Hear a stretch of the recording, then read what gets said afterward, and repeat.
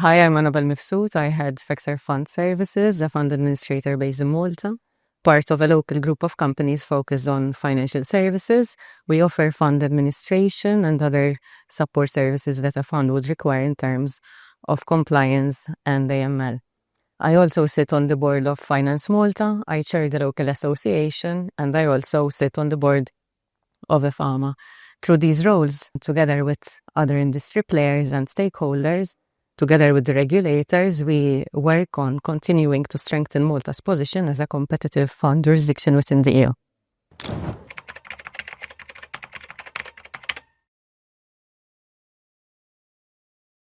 Of course, Malta offers a more cost-efficient structure and solutions, especially for the smaller and medium-sized setups. Apart from costs, of course, we have a very approachable regulator, so even when we have new queries, they are always available for discussions. And even before submission of applications, at times we have meetings with them to understand a little bit whether they would be comfortable with the setup or not. Apart from that, Malta has English as its official language, and this over the years has been giving a lot of comfort to anyone looking to invest or set up in Malta. It's good to say that all businesses transacted in English, and if there's any discrepancy between English and Maltese in terms of regulations by way of translation, the English version prevails. So that's very convenient for anyone looking at Malta as an option. Apart from that, we have very flexible frameworks, apart those that are available across the EU.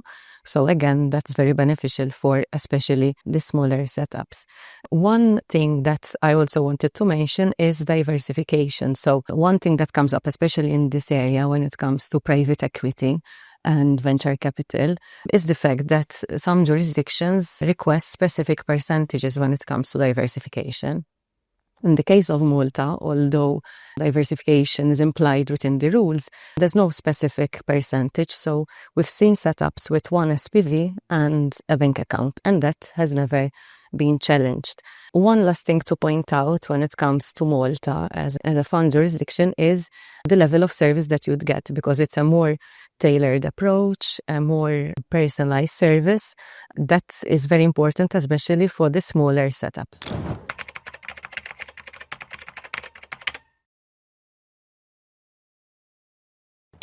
So Malta over the years has proved to be a very industry-driven jurisdiction.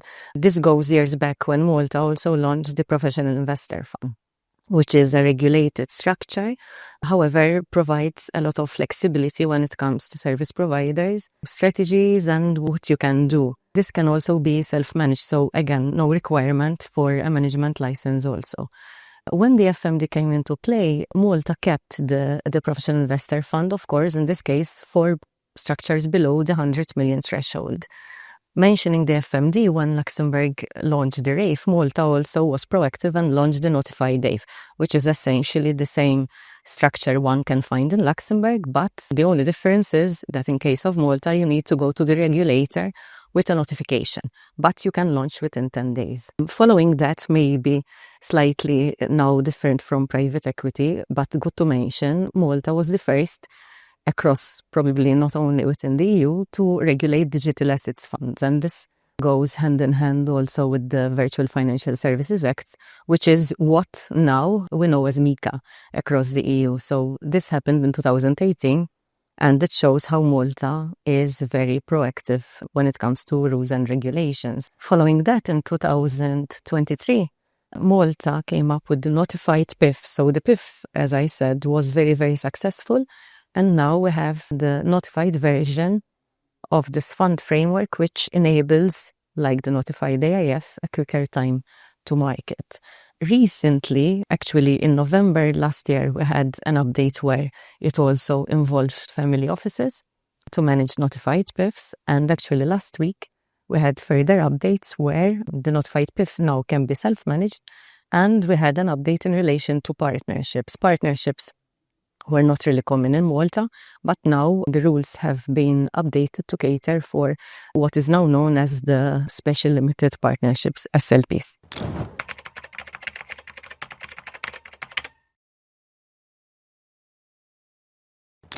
Okay, so of course, as I said, Malta partnerships were not really common as a setup, and we always worked with CCAPs.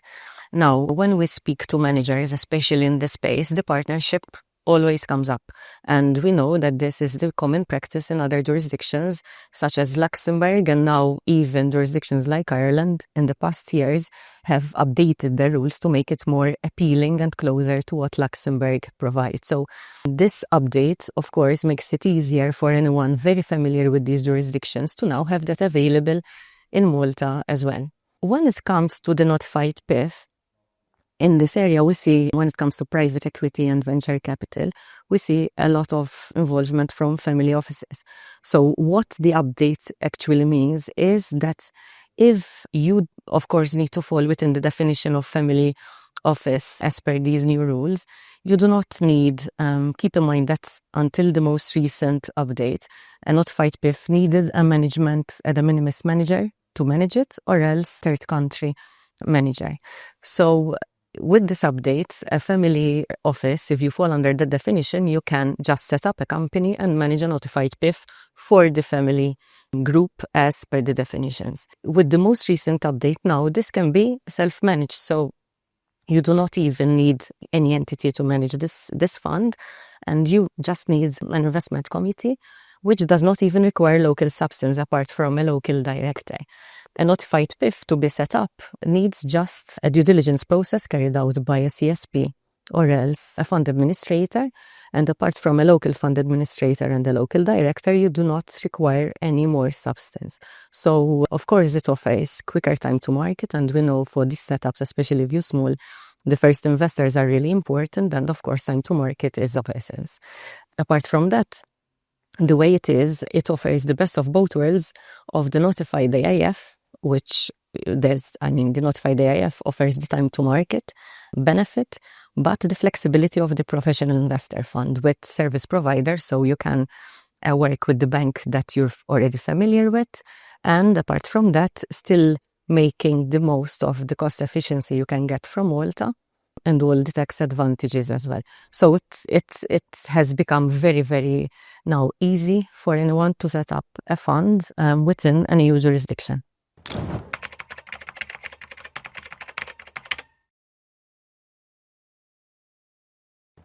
When it comes to tax, so like other fund jurisdictions, so funds in Malta are not taxable. We have the notion of prescribed and non-prescribed funds, but essentially funds won't be taxable in Malta.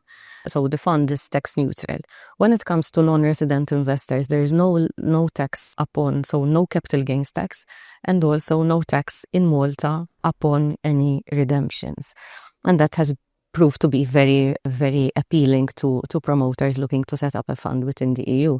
Apart from that, a manager can look to set up also in Malta, and there are various benefits for high net worth people moving to Malta, highly qualified people moving to Malta. So it makes it easier to move team members to Malta, and also as non-resident shareholders within an operating company in Malta, there's what we call the tax refunds, which the entity ends up paying a very low tax element in Malta.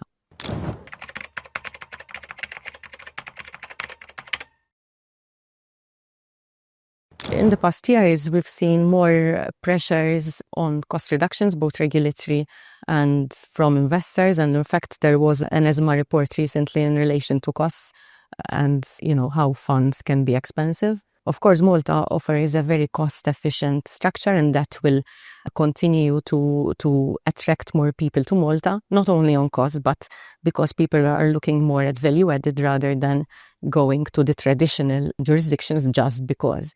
So I believe that would put Malta more in the face, let's say, of those looking to set up an efficient structure.